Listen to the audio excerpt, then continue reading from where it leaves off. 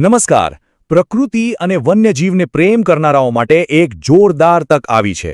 Gujarat one વિભાગ વન્ય પ્રાણી મિત્ર શોધી રહ્યું છે.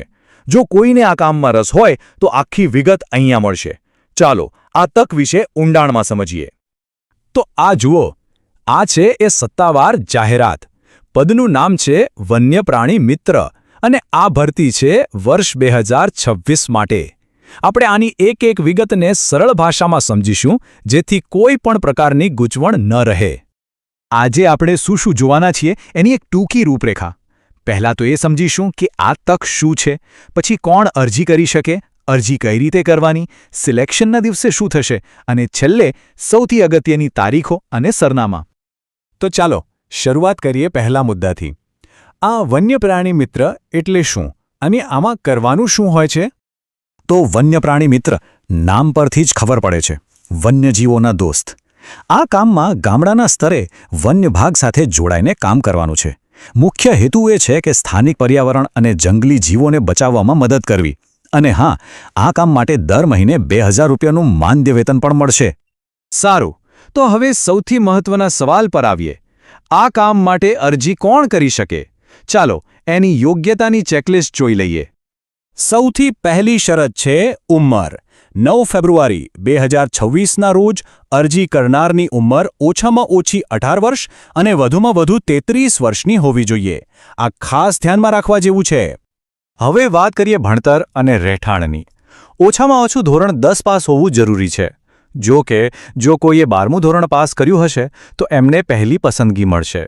બીજી એકદમ જરૂરી વાત, જે ગામ માટે અરજી કરવાની હોય ત્યાં છેલ્લા 3 વર્ષથી રહેતા હોવા જોઈએ. સ્થાનિક લોકોને જ પ્રાથમિકતા આપવામાં આવશે. અને હા, એક ખાસ છૂટછાટ પણ છે. જો કોઈ ગામમાં 10 પાસ ઉમેદવાર ના મળે તો 8 પાસ ઉમેદવારને પણ ધ્યાનમાં લેવામાં આવશે.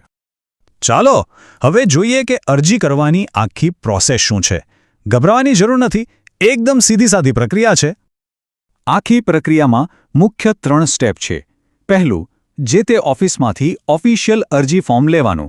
બીજું, એ ફોર્મને બરાબર બધી વિગતો સાથે ભરી દેવાનું. અને ત્રીજું, એ ભરેલું ફોર્મ તમારી નજીકની રેન્જ ફોરેસ્ટ ઓફિસમાં પાછું જમા કરાવી દેવાનું. બસ આટલું જ.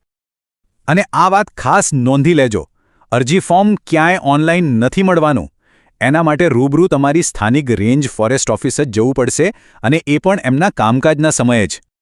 ઓકે, ફોર્મ ભરાઈ ગયું, જમા પણ થઈ ગયું. હવે આગળ શું?